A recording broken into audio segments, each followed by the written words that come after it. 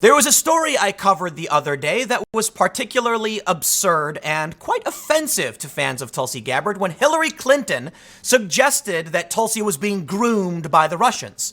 Now, many of you may have seen the response from Tulsi Gabbard the other day because it went insanely viral, getting 66,000 retweets and being the subject of many news reports this morning, including this one.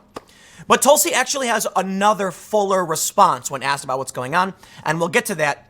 But I want to mention, not only did Tulsi Gabbard nuke Hillary Clinton from orbit with this tweet, and it is epic and amazing, but it's around the same time that a report has come out showing major violations with Hillary Clinton and her email server. Clinton is not just facing one nuke from Gabbard, but another following the investigation into her server. So let's do this. First, I definitely have to do the WWE style drama that is the flame war on Twitter, and boy, are people angry. Check this out. Tulsi Gabbard. She responded to Hillary Clinton by saying, "Great, thank you, Hillary Clinton. You, the queen of warmongers, embodiment of corruption, and personification of the rot that has sickened the Democratic Party for so long, have finally come out from behind the curtain. From the day I announced my candidacy, there has been a concerted campaign to destroy my reputation. We wondered who was behind it and why. Now we know. It was always you, through your proxies and powerful allies in the corporate media and war machine, afraid of the threat I pose. It's now clear that this primary is between you and me. Don't cowardly hide behind your proxies. Join the race directly." Now, there are some pundits who are like, she really thinks the primary race is between her and Hillary? No, I did not see it that way. I really don't think Tulsi is trying to claim that she's going to be challenging Hillary for the nomination. I think what she's saying is that the controversy, as the context asserts, the campaign to destroy her reputation in the primary is between her and Hillary and not the proxies in media who are pushing it. I thought that was kind of obvious, but hey man, I get it. Context is irrelevant. People take everything literally, and they're going to interpret it in the exact way that fits their worldview. So you know what? Fine. I'm doing the same thing. But I think that makes the most sense. She's saying, Hillary Clinton, you are smearing me. It's clear that this is between you and me, so why don't you run? I thought that context was clear. Well, this went viral, and here's what I love. There are a lot of people who are calling Tulsi a white supremacist. Oh, please. If she is, then so is Ilhan Omar for the same reason. So don't play these stupid games, okay? But you also have, I love this one. They were like, how was Tulsi Gabbard able to get 20,000 retweets so quickly when even the president with millions and tens of millions of followers couldn't do it? I saw all of these things popping up where everyone's like, that proves it. The Russian bots are propping up Tulsi Gabbard. And it's like, dude, have you ever stopped to think that you, the pro-Hillary neoliberal corporatists, live in a tiny bubble where, look, I'll tell you this right now. The progressives, like the far left, the conservatives, the far right, like literally everything around the political compass will cheer when you take down Hillary Clinton. They're, you know, it's the democratization of communication. It's allowed for other parts of the political spectrum to speak up and be heard. And that's why we're seeing this conflict in the Democratic Party. Listen. The Democratic Party is the corporate establishment and the far left predominantly, but Tulsi does represent something very important, particularly to me. The more, I don't want to say she's a centrist, she's certainly not. She's very progressive, but she's sane and not overly ideological when it comes to the intersectionality stuff or policy. She's talked about regular old liberal positions, things that we're trying to accomplish that we haven't yet done, or things that we want to protect. It's not always about pushing and advancing things, because you have to realize this. One of the problems I have with the Democrats is every single time they're like, okay, we did this, now let's do it again, but more. It's like, wait, listen. So we did Obamacare, right? And that was supposed to be this great thing that we got to protect. But now they're saying healthcare is broken on the debate stage. It's not working. It's like, whoa. Here's the thing, man. Just because, so here's what confuses me. They seem to think that the only, progress must always happen, even if where we are is a good place. I'm not saying we're in a good place. I'm saying imagine there's a mound, a hill, and it's like your goal is to get the best view possible. The way I see politics right now is that we're arguing over which way to go, and we're kind of on top of the hill going back and forth, And then we finally managed to sit on one spot slightly to the left of center of that hill. And now the Democrats are still saying, no, go more left, go further left. And I'm like, but wait, okay? This happy medium is probably the best place we're at. Not all the time. I'm not saying healthcare is perfect. I'm saying, why is it that we can accomplish something and say, that was great? And then they come out and say, now let's do go even further. It's like, no, maybe we're in the good spot. That's what's never considered. So the point I'm saying is, Tulsi represents protecting certain ideals that we've accomplished or haven't yet accomplished that we want to protect. And that's the regular liberal position. Because here's the thing. I tell you what, outside of that crony establishment, weird media sphere with Hillary Clinton, weird for sure, nobody likes war. Newsflash. And that's what's so crazy is like I can point to Trump immediately and say, Saudi Arabia, look, man, you want to talk about the good things Trump is doing with Syria? We can talk about whether it made sense, whether it was smart. Tulsi's been a bit critical. I'm in favor of getting our troops out of there. It makes no sense. And all of this nonsense, okay? But you can't simultaneously put troops in Saudi Arabia. I'm sorry, okay? I'm sorry. You can't do that. But let's move on, because Tulsi did respond, okay? She was asked about it in an interview, apparently. Gabbard on Clinton attack. She knows she can't control me. That's right. And that's what I love about Tulsi Gabbard. I do. When she took down Kamala Harris, they screamed, Russian bots are propping up this Tulsi. No, dude, no. It's called, listen, centrists are being erased from the political conversation. And that's why it's so funny when everyone says Tim Pool's conservative. Clearly not. Did you guys know that I just did a political compass test? I recorded the whole thing, explained all of my positions, and guess what? Social libertarian, okay? I'm almost a communist. In a libertarian sense. What that basically means is, you know what my choice kind of lifestyle would be? Hippies on a farm. And I've done it before. I got a big house in Miami and me and a bunch of my friends hung out and we had our own space. A small group of friends. We don't need to exchange money between each other for certain things. Like, hey man, I'm gonna go pick up some food. You want anything? No problem. Because I got you, you got me. It works on a small scale. It can't scale up. But that's my preferred living situation. I'd love to live on a bunch of friends and my family, just chilling and being responsible for ourselves. But I realize it's not political reality. And so that moves me back towards the liberal space in terms of what policies we need to enact, because I recognize we live in a society. But that's why I like Tulsi Gabbard, because she slams these establishment cronies who pretend to care about you. Let's be real. All of these people who are talking about, we need to support a woman of color. It's like, dude, they want to accuse me of being a conservative and all these things because centrists are being wiped out. But it's not just, they call Hillary Clinton a centrist. She's not. She's a corporatist. She's whatever you want to call it. She's an establishment status quoist. Okay? I like certain things we have. I think we got to be moderate and calm about it. And Tulsi speaks to that. And she also speaks to the anger we feel that the establishment is lying to us. So when she calls out Hillary Clinton as the personification of rot, I get it, man. Look, it's an emotional satisfaction. Doesn't really accomplish anything. And I do feel like incivility is not the right way forward.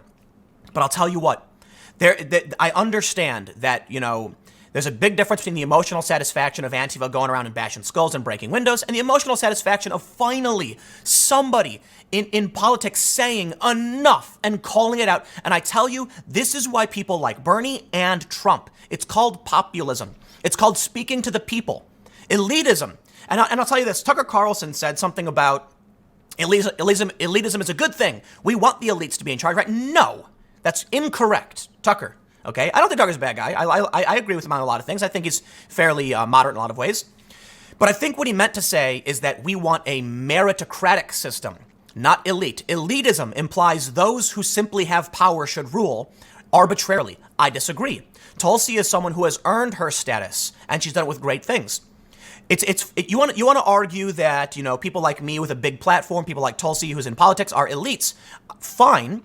But elitism would also imply that somebody who is born to wealth can simply rule over the lower class. Not fine. Meritocracy is different. We do want a system where the talented can rise up and help lead those that, they can shine a light and show the way. And that includes people with great physical ability, great artistic ability, great political ability, mental ability, et cetera, et cetera. The people who are truly good can help pave the way for those who come next, and not everyone is going to be the best of the best. So anyway, let me read. Tulsi says, Hillary Clinton is labeling me as a foreign agent and traitor, smearing and undermining my campaign both directly herself and indirectly through her proxies, Gabbard said in a Friday night interview with CBS News. The reason why she's doing this is because she knows that she can't control me. She knows that she's not going to be able to manipulate me if I'm elected president to be able to continue these warmongering policies that she has championed. Spot on. Absolutely. Do you remember on the debate stage when Hillary Clinton was talking about the possibility of war? And you had a general actually say, if you enter a no-fly zone in Syria, you are declaring war on Russia. And she didn't care. And Trump was like, what? Why would we do that? We don't want war. We want to be allies with other nations. I fully understand there's a world stage. And in the end, the U.S. is competing with China and Russia. And so you have these people in intelligence and you have the establishment Democrats who are very much like, we can't pull out of Syria because the U.S. needs its influence overseas in these countries to stop expansion of our enemies or rivals. You know what, man? That is not how I play Civilization, the game, okay? I do not go and invade foreign territory to prevent my enemies. I do better within my own borders and within my own realm of influence and focus on technology development and creating a healthy and happy population. That's the way I view the world. I understand that that's what many people see in Trump, and I can respect that. But when Trump sends troops to Saudi Arabia and talks about doing weapons deals with them while they're bombing Yemen because it's going to bolster our economy, I don't think he's being forthright. I think he's definitely not in the establishment position of like Hillary Clinton. We want to invade Syria, build this pipeline, and then offset Russia's monopoly. We're at war with Russia, whatever all that nonsense is. But I do think Trump is still willing to play the war game in the Middle East. You cannot deny that sending troops to Saudi Arabia is the opposite of what Trump has been talking about. We should not be doing this. Look, man, we want to sell weapons to Saudi Arabia. I don't like that. But I do recognize it's enterprise, there's a customer, and I think the war machine is bad. But admittedly, I have to say, I don't know what Saudi Arabia's deals with Yemen, other than they're committing what I would say to be violations of international law. I'm not an expert. So I'll be opposed to that. But it's very different than when you send our own soldiers there. So she says, the reason why she's doing this is because she knows she can't control me. All right, I read that already. This is a message to every veteran in the country who has put their life on the line to serve our country, to every single American who believes strongly that we must end this long-standing foreign policy of being the world's police and waging these regime change wars, which is really the legacy of Hillary Clinton. Then we are traitors to the nation that we love, said Gabbard, who is a veteran. This is despicable on so many levels. I'm going to say this to Hillary. How dare you? Okay? I did not serve in the armed forces. I have tremendous respect for those who did. I have family members who did.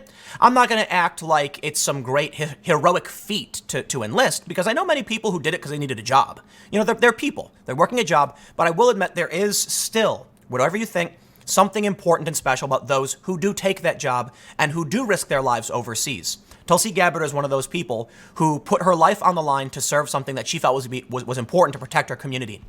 And she went out and she's still in the National Guard, and I have tremendous respect for that. As do I have respect for Pete Buttigieg, especially, and Dan Crenshaw and other veterans who, are willing to risk everything, the ultimate risk, your own life, while I can sit here comfortably in my nice little air-conditioned, house talking to a camera. There's a huge amount of respect I have for that. Hillary Clinton is not one of those people, nor is Donald Trump, for that matter. Okay? But Donald Trump didn't come out and accuse Tulsi Gabbard of being essentially a traitor. Now, okay, Donald Trump has accused people of being traitor, but it's different when you point the finger and accuse them of being a Russian spy. You can, when Trump's hyperbolically being like, that person is a traitor, it's treason. It's like, dude, he's not really, he's just fighting with you. All right. So I think it's fair to criticize him when he pulls the hyperbole, but it's like, whatever. No, Hillary Clinton is literally saying Jill Stein and Tulsi Gabbard. Okay, she didn't mention Tulsi by name, but we know she's talking about, to imply that Tulsi, a major in the National Guard, who is on, my understanding is Tulsi is on, she's been vetted. She gets vetted every 5 years because she gets sensitive intelligence. So she really knows what's happening in the world. To insinuate somebody who's been vetted by our own government, who has served its interests proudly overseas and now seeks to make a positive change is a traitor or being groomed by the Russians. It's despicable, beyond despicable.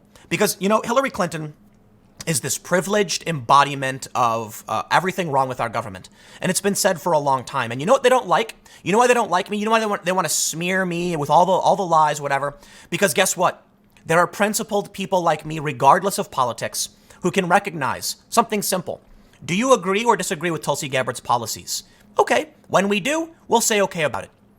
But She did serve her country. She is principled. She is genuine. And from conservative, from left to right, many people can see that. The establishment doesn't care. They will smear and they will ruin you regardless of what your politics are. So it's kind of like, the way I see it is this is an ongoing battle of populist versus elitist. Hillary being the establishment elite. She didn't like Bernie, and they still don't like Bernie. They are trying really hard to knock Bernie down, and they don't like Tulsi Gabbard or Donald Trump, because these are the outsiders. These are the people emerging from essentially it's the internet, I got to admit. The internet has given a voice to the voiceless, and now we're seeing populism. They like to claim that populism is the result of, certain policies or immigration. No. Because Tulsi Gabbard is a woman of color. And so I think it's hilarious then when all of these people in the establishment, neoliberal left or whatever, are like, she's a white supremacist and defend Hillary Clinton. It's like, all of that stuff you said about, women of color and supporting them means nothing. When they smear me in similar ways, it's like, I'm literally actively doing what it's just mind-blowingly fake. It's all fake. It's the establishment recoiling. I'll tell you exactly what it is. It is the nobles atop their ivory tower aghast that the peasants below are revolting and demanding a real change. And they've propped up this businessman, and he's a crass, boorish old man. And the ivory tower is offended. Their delicate sensibilities are shocked by the words that Mr. Trump would say. And they're the likes of us down here on the ground too, shaking our heads going like, I see the people in the ivory tower, man, but Trump, I get it, right? Because we're all down here looking up at the establishment as well. But I look to an alternate leader. But in the end, it's interesting. People don't seem to understand what the left and right really is right now. And I've said it before, it doesn't really matter that much because it's really, there's so many weird divides in what's happening. It's hard to quantify. It's amorphous. Is it establishment versus anti-establishment? Is it authoritarian versus libertarian? Is it conservative versus liberal? I don't know. Because you'll find across the spectrum, there are anti-establishment populist types from the far left to the moderate to the far right. You've got conservatives who want a populist leader in Trump. You've got progressives who want a populist leader in Bernie, and you have moderates who want. I don't know if it's fair to say that she's populist, but I view Tulsi Gabbard as someone of the people with respectability principles, speaks honestly, and that's what I see. Kind of a more middle of the road regular person. Here's the problem. Everybody wants to be put in some tribe, okay? And so the left thinks anything that isn't on their side, establishment or otherwise, must be conservative. Well, I'm clearly not a conservative, and I'm actively supporting a Democrat, and they say it doesn't matter. And I don't get why it matters. I really don't. I don't care what you call me. I stopped caring a long time ago. You know what, man? I'm just over it. But I will say this, though. There's a reason why I say I'm not, because I'm not. It's insane when someone says, they try and accuse me of being right wing or whatever. And I'm like, but I'm literally in favor of all of these left wing policies. I just don't like your awful, neoliberal lady and your identitarianism. Like, how does that make sense? Anyway, I didn't get to the email thing. But we'll see what happens. I'll read into this and we can talk about the emails. Interesting story, but there's a lot of news today. There's a lot going on. So stick around. Next segment will be coming up at 1 p.m. on this channel, and I will see you all then.